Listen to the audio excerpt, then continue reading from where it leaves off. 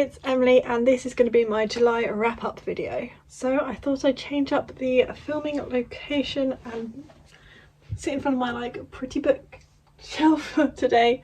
I've just come back from holiday and yeah, don't know, I'm still talking, but yeah, I think we'll start off this video by going through a couple of stats from July, and then we'll go through all the books that I read. I had a really productive month, I think. I read about 12 books.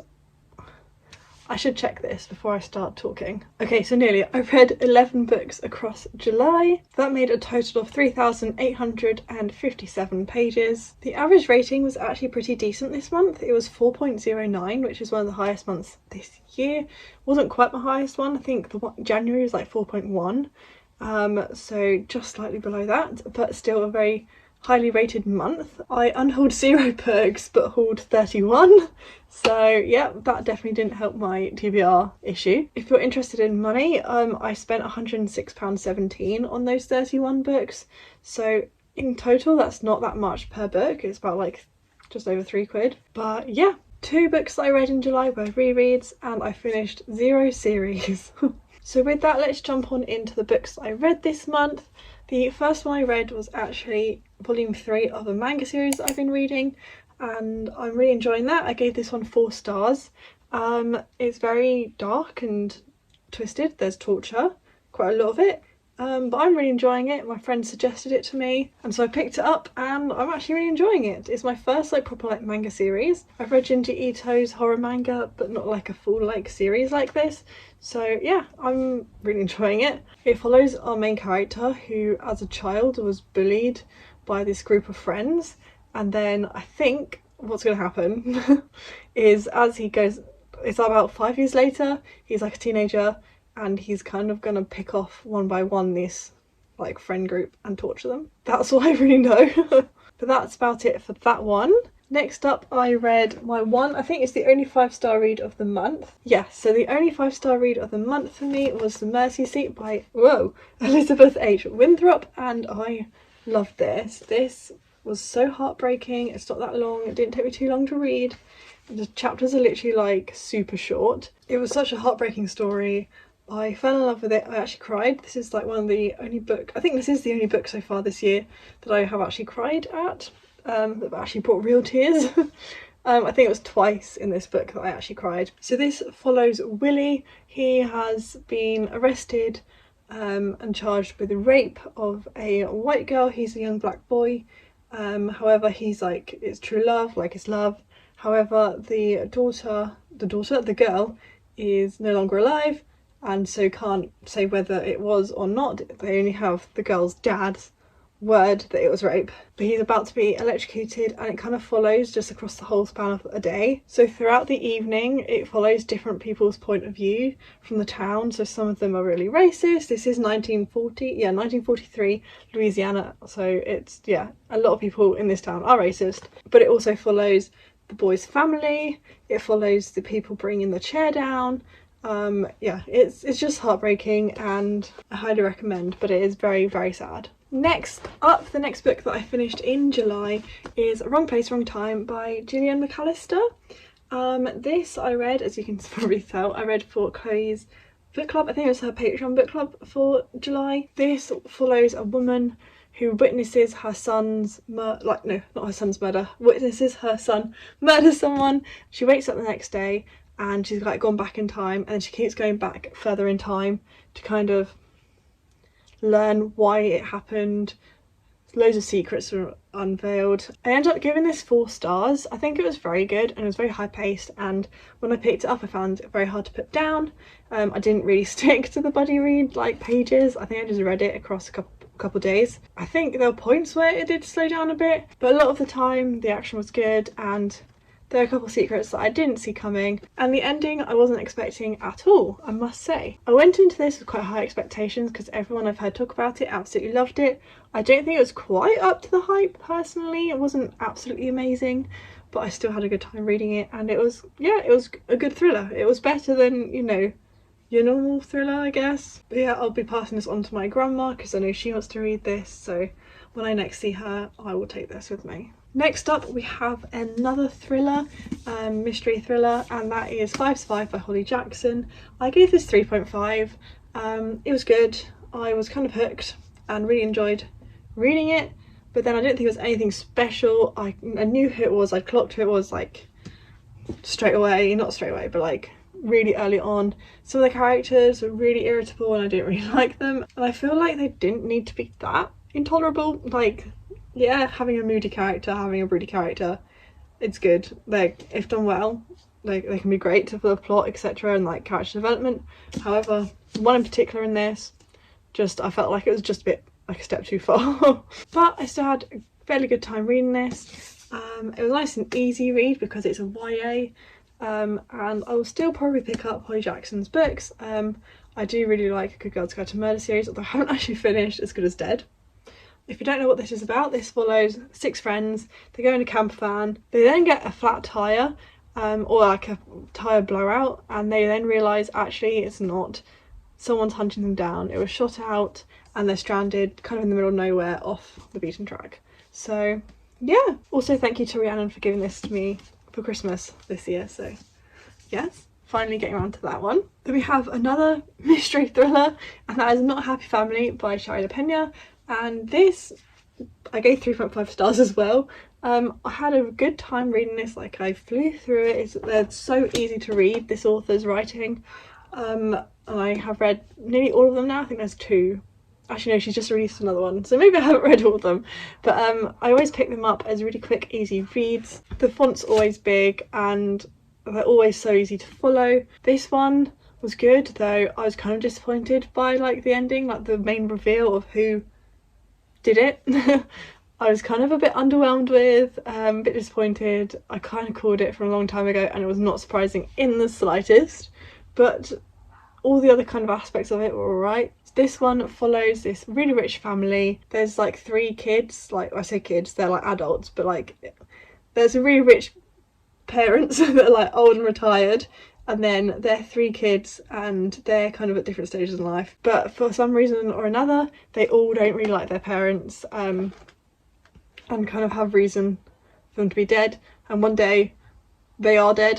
That's such a bad explanation. Basically they're found brutally murdered, and then they kind of realise they all have motives for murder basically, and it's just kind of following them, finding out who actually did it. Was it one of them? Was it someone else in their like kind of wild?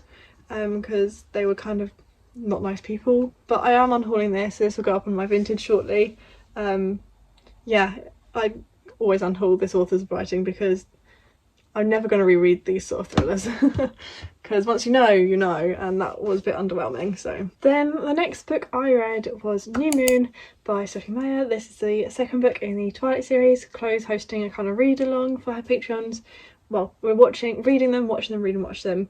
And so yeah, July was the second one, which is New Moon, and I gave that 3.5 as well. We all know it's the worst one of the series. These are all rereads for me, and I do really enjoy the series, although I haven't actually read any of them until like this read along, since I was about 13, which is when I first read them. I do have a physical copy of New Moon. It's just buried under one of my shelves, like literally buried, so I won't be digging that out just for this video. But yeah, I gave it 3.5. It's my least favourite one. If you didn't know, vampire romance. This one, there's a bit of a love triangle-ish thing. Jacob's more introduced as a love interest, and yeah, I'm looking forward to watching the movie. Sadly, they've been removed from like Netflix and Prime, so DVDs it is, traditional. But yeah, that's pretty much all I have to say about that one. It was a reread. It was alright. Nothing too special. Next up, I read Boyfriend Material by Alexis Hall. This was my book club's pick, like my in-person book club's pick for this month. This is a male romance, and yeah, it was a good fun time. Can't really remember much about the plot. If I'm honest with you, I can't remember the characters' names. I just remember having a really good time reading it and being pleasantly surprised by the reveal. Well, not reveal, that's not good. What's it called? Not like, you know when there's like turmoil about 3/4 of the way in and then they all live happily ever after? That when that was better than I thought it would be. But it's got fake dating, so if you like fake dating, that's a good one. And yeah, it was just a fun time really. Nice light romance comedy sort of thing. It was, yeah, some of it's really funny, had deeper parts as well, but on the whole, sorry, words, was a good fun time, and yeah, gave it 4 stars in the end. Then I had another reread, and that was Golden Sun by Pierce Brown, which is the second book in the Red Rising saga. I'm trying to reread them all before the new one, Lightbringer, which has just come out in hardback. I'm trying to reread them all before it comes out in paperback. So July I read Golden Sun, I reread Red Rising about a year ago, and then forgot to carry on, and then the publishing release date got delayed anyway for Lightbringer, so I then read this month or last month, but like I was actually annotating it, like I highlighted passages, just had a fun time reading this, and I just love being back in the world. It's one of my favourite series ever, and which is weird because I don't really read sci-fi or fantasy or anything like that, so yeah, this to be one of my favourite. I mean, yeah, it was just really fun. I saw someone the other day describe Red Rising as the Hunger Games in space. However, I've never even read the Hunger Games, so I can't tell if that's accurate or not, but it was a fun time. It follows Darrow, who's kind of a red, which is like the lowest of the low, like in society, they're all like ranked by colour, and then he kind of becomes a gold to infiltrate and take down the society, like the system. So yeah, it was a good fun time, and I definitely want to pick up Morning Star very soon, but I don't know when. Probably either the end of this month or September. I gave this 4 stars, which is what I gave it the first time. It's weird because each individual book haven't got like 5-star ratings, maybe apart from Red Rising, but in my head it's such a 5-star series, if that makes sense. But yeah, so that was Golden Sun. So after Golden Sun, the next book that I finished, I read in one evening, and that's House Shark by Brian G. Berry, and if you know, you know. So this is a novelisation of the movie House Shark, which is on Prime, which is kind of like a comedy. It's about a guy called Frank, and he has a house shark in his house, and to get rid of it, he teams up with an ex-real estate called Abraham Lincoln, and also a house shark expert called he's called Frank. Zachary Taylor, because all the characters are named after presidents. It's funny, I quite enjoyed there's a lot in this. I went through and was kind of highlighting like funny phrases or like sections that like were very accurate to the movie. Well, I say it's very accurate to the movie, obviously it's a novelisation of the movie, it's not like the movie wasn't an adaptation of the book, but just some quotes just made me laugh so much and had such a laugh reading it. The ending is so different from the movie, I can't lie, and there's a note from the author in it that says how the ending in the book, what am I trying to say? The ending in the book is the original ending from the script, but it got changed for the movie. So that's what he based it on when writing the book. So yeah, so many fun paragraphs. I was just laughing reading it, and it was a good fun time because I read it all on Rebecca's summer reading sprints. So yeah, had a great time. I never said what I rated it. I rated it 4 stars, which is weird because it's not like when you compare these two, they both got 4. This is so much better than this, but this, just on like enjoyment factor, I got a 4. Fun fact, my 4 brought down its rating on Goodreads because there's only about 3 ratings and they were all full 5 stars on Goodreads. So when I rated it 4, it brought it down, but hey ho, oops. Nearly there, 2 more books. The next book I read was His Bloody Project, which was Chloe's Crime Scene Corner book club pick for the month. So yeah, as you can see, I could just about see the tabs there. There you go. I had such fun time reading this. I went in with lower expectations. I was so intimidated by it because the font's tiny and there's like no chapters. So I went into it with kind of like low expectations. There's like paragraph breaks, it's not like just block text for like 100 and whatever pages. I was so pleasantly surprised. I loved it. Did I give it 4.5? Yeah, I gave it 4.5, and it was just such a fun time. I felt really attached to the main character. So basically this is about a guy called Roddy, who has been arrested for charging.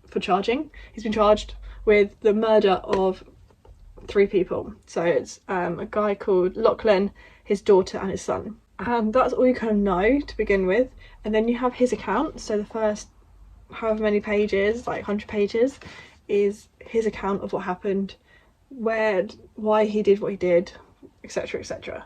Then we have medical reports, I believe, is the next one. And then we have like a section about like the psychology kind of thing. And then we have transcript from the trial. Sorry if the angle changed, I ran out of storage. But yeah, so I thought this was true crime at first when I first picked this up. It's not. It's fiction. But yeah, I highly recommend this. It was a good fun time, but I also recommend the audiobook. The audiobook was really good. It had a multicast like narrators, so yeah, I highly recommend this one. So I ran out of storage again and I have no idea what I was saying, but I think I finished talking about this. 4.5 stars. But yeah, and then the last book that I finished in July, literally on the 31st of July, it was my first holiday read when I was on holiday, because I went on holiday. Wow, how many times can I say the word holiday? I went away on the 29th of July and came back yesterday, which was the 5th. So I got a solid bit of reading done at the start of my holiday, and I read the entirety of How to Die Famous on the first day and a half of my trip. I really enjoyed this. I think I gave it 4.5 again. Yeah, so 4.5. I think I preferred this to The King is Dead by Benjamin Dean. I was so much more invested in this story and the characters. I absolutely loved it, and literally right at the end I decided I wanted to tab it and annotated it, but then there was only one bit like at the end I wanted to highlight. I met Benjamin Dean again in June, which is when I got this, because this only came out in July but I got it in June, and he signed it for me, and it was just, he's such a lovely guy, Benjamin Dean. But yeah, I really enjoyed this. I highly recommend this. This is a kind of young adult mystery thriller. Follows this guy called Abe. No, it doesn't. Follows Abel. And he's just been cast on a reboot of an old teen high school series. However, it's deemed to be cursed because they tried to reboot it before, and then a member of the cast disappeared, and then another member of the crew, the production crew, fell off the top of a building, and it was kind of cancelled, and then they tried to reboot it again. Abel's now been cast as one of the 4 main characters. This book follows all the points of views of the 4 main characters. So the 4 main characters of this reboot TV show are cast by teenagers, and it follows the actors' perspective. I hope I'm explaining this right, because it is really good. However, Abel has some investigating to do, and he believes that the best way to investigate this mystery, which I won't go into too much detail about, is by being part of the show, being in the cast. That's why he auditioned and he got the role. Stuff happens, there's loads of secrets, as there is in a mystery thriller. I really enjoyed this. This was such a good summer read. I flew through it. The audiobook was on script and so had a multicast narrator set up, whatever the words are. And I just had such a fun time reading this, and would highly recommend reading this. This is one of the few YA books that I really have enjoyed recently. I literally sat down and just binged out, I think, over 300 and something pages of it in one go on holiday, and yeah, literally on the last day I just binged out the last 300 pages of the book and just fell in love. So yes, I don't know if I've said, but I gave it a 4.5. Wasn't quite a 5-star, but it was such a fun time, and it really was the perfect book to read in that moment on holiday, sat by the pool. But yes, that is literally it for my July wrap up. So all the physical books I have with me here are here. So not a bad reading month, definitely a real mix. No romance or anything at all like that this month. Apart from Twilight, I suppose, and his boyfriend material. But yeah, definitely making my way through my TBR if it's slowly, but still, slow progress is still progress. But yeah, that wraps up this video. So if you made it through to the end of the video, I really appreciate it. Please give the video a like if you enjoyed it, and subscribe if you're new around here. I really appreciate each and every one of you, and I'll see you soon with a brand new video. Bye.